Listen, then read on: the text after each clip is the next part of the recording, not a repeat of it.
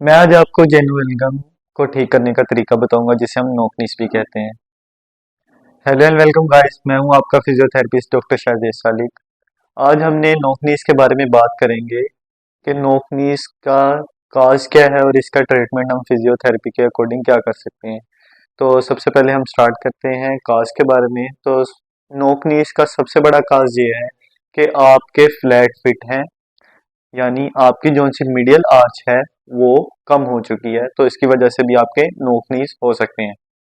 Second काज ये हो सकती है कि आपके जो सी हिप है उसकी लेस देन 120 डिग्री है, मतलब आपकी फीमर बोन और आपका नेक ऑफ फीमर जो सा है उसका एंगल 120 डिग्री से कम हो गया या 120 डिग्री पे है, तो उसकी वजह से भी आपका नोक नीज हो सकता है। थर्ड काज ये है कि ये आपका एडक्टर मसल टाइट होने की वजह से भी आपका नोक नीज हो सकता है। तो आज मैं आपको ऐसे एक्सरसाइजेस बताऊंगा जिससे हम नोक नीज को घर बैठे ठीक कर सकते हैं विदाउट किसी इक्विपमेंट के। तो चलिए शुरू करते हैं। तो सबसे पहले हम मसल्स को रिलैक्स करेंगे जो टाइट हो चुके हैं, और वीक मसल्स को हम स्ट्रेंथ करेंगे। तो टाइट मसल में हमने सबसे ज़्यादा मसल जोन से जिनको रिलैक्स करना है वो हमारे इंटरनल रोटेटर्स हैं, और सेकंड मसल जोन सा है वो हमारे एडिडक्टर्स मसल हैं। और हमने अपने हिप के कौन से मसल को स्ट्रेंथ करना है वो हमारे एक्सटर्नल रोटेटर हैं, और सेकंड मसल्स आ जाते हैं हमारे एबिडक्टर्स ऑफ हिप। तो हमने इनको स्ट्रेंथ करना है, तो इससे हमारे नोक नीज जोन से है वो ठीक होना शुरू हो जाएंगे। तो चलिए शुरू करते हैं।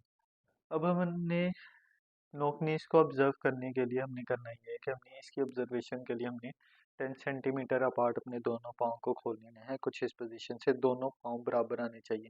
तो जब आप दोनों पाँव बराबर करेंगे तो इससे अगर आपके नीज आपस में मिल रहे हैं लाइक दैट, जैसे मैं मिला रहा हूँ, तो ये आपका नोक नीज का काज हो सकता है। और अगर आप इसके साथ आपके नीज कुछ इस तरीके से नहीं मिल रहे हैं तो आपका ये नोक नीज नहीं है।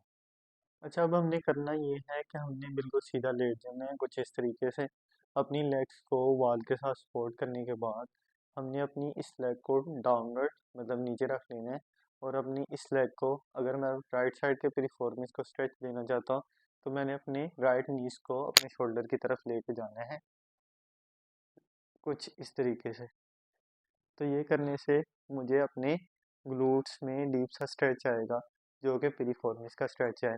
हमने इस स्ट्रेच को 30 सेकंड के लिए काउंट कर लेना है, और इसके हमने 3 सेट कर लेने हैं। ऐसा करने के बाद हमने अपनी दूसरी लेग का भी स्ट्रेच ऐसे ही करना है। अपने लेफ्ट नीज को राइट शोल्डर की तरफ लेके जाना है कुछ ऐसे।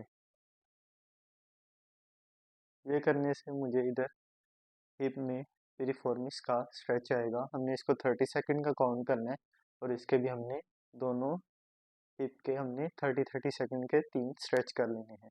अब हमने अपने सेकंड मसल्स को स्ट्रेच करना है जिसे हम एडिडक्टर्स ऑफ थाई भी कहते हैं। तो हमने करना ये है कि हमने अपनी, अगर left side of the adductors of muscles को रिलैक्स करना है, तो इसके लिए आपने करना ये है कि आपने कुछ इस तरीके से पोजीशन में बैठने के बाद अपनी लेफ्ट वाली लेग को बाहर की तरफ निकालना है कुछ इस तरीके से। ये करने के बाद हमने अपनी बॉडी को, अपना पाँव हमारा उधर ही रहे और अपनी बॉडी को राइट साइड की तरफ मूव करना है लाइक दैट। तो इससे आपको इनर थाई के मसल्स पे स्ट्रेच आएगा। हमने इस स्ट्रेच को 30 सेकंड का काउंट कर लेना है, और हमने इसके 2 से 3 रेप कर लेने हैं। एज इट इज़ हमने दूसरी साइड का कर लेना है।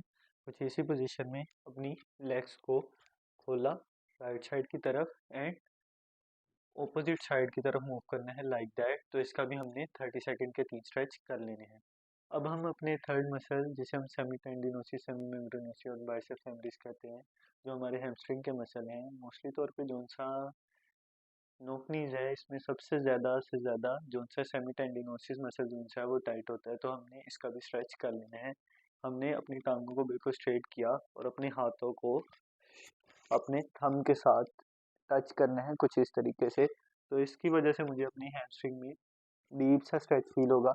हमने इस स्ट्रेच को 30 सेकंड के लिए काउंट कर लेंगे, और हमने इसके 2 से 3 सेट कर लेने लाइक दैट। और ऐसे ही हमने इसके 3 सेट कर लेने हैं। अब सबसे पहले हम अपने जो से मसल को स्ट्रेंथ करेंगे उसमें करना ये है कि ये एक क्लैम्पशेल एक्सरसाइज है जो हमारे एडिडक्टर्स और मसल को स्ट्रेंथ करने के लिए बहुत ज़रूरी है। तो ये जो सी एक्सरसाइजेस में करना ही है कि अपनी साइड लाइन में आ जाना है। साइड पर लेटने के बाद कुछ इस तरीके से आपके जो से पाँव हैं वो बिल्कुल एक दूसरे के बराबर आने चाहिए। ये ना हो कि एक पाँव नीचे आ रहा हो और एक पीछे हो या कुछ ऐसे का। तो इसमें करना ये है कि आपका एक पाँव दूसरे पाँव के बिल्कुल एज इट इज़ ऊपर है और आपने अपने लेफ्ट नी को ऊपर की तरफ मूव करना है लाइक दैट। तो इसके हमने 15 से 20 रैप कर लेने हैं। ये एक्सरसाइज जो है हमने डेली बेसिस पे करनी है। तो इससे हमारे जो से नोक नीज है वो बिल्कुल ठीक होने की तरफ आना शुरू हो जाएंगे। सेकंड एक्सरसाइज जो हम करने जा रहे हैं वो हमारे ग्लूटियस मीडियस की एक्टिवेशन है, जो हमारे हिप के एक्सटर्नल रोटेटर्स को स्ट्रेंथ करेगा। इसमें करना ये है कि आपने अपनी लेग्स को स्ट्रेट किया। लेग्स को स्ट्रेट करने के बाद आपने अपनी जो सी लोअर लिम्ब है, टांग है, हमने इसको इंटरनली रोटेट कर लेना है लाइक दैट। इंटरनली रोटेट करने के बाद हमने इसको पीछे की तरफ ले जाना है एक्सटेंशन में और हमने इसको ऊपर की तरफ उठाना है लाइक दैट। तो इससे हमारे जोन से ग्लूटियस मीडियस के मसल हैं वो स्ट्रेंथ में आना शुरू हो जाएंगे। हमने इसके जोन से है वो 15 से 20 रैप कर लेने हैं डेली बेसिस से। तो इससे हमारे नॉकनीज जोन से है वो बेहतर होने की तरफ आना शुरू हो जाएंगे। अब हम अपने फ्लैट फिट को ठीक करने के लिए एक्सरसाइजेस करेंगे। तो जिससे हमारी जो सी मीडियल आर्च है वो बिल्कुल ठीक होना शुरू हो जाएगी। इसमें हमने करना ये है कि आपने कोई भी पिल्लो शीट नीचे बिछा लेनी है कुछ इस तरीके से और अपनी फिंगर्स की मूवमेंट करनी है लाइक दैट, जिसे हम टावल कर्ल भी कहते हैं। इसके हमने 15 से 20 रैप कर लेने हैं। तो इससे हमारी जो सी मीडियल आर्च है वो बेहतरी की तरफ आना शुरू हो जाएगी। इसके हमने 15 से 20 रैप कर लेने हैं डेली बेसिस पे।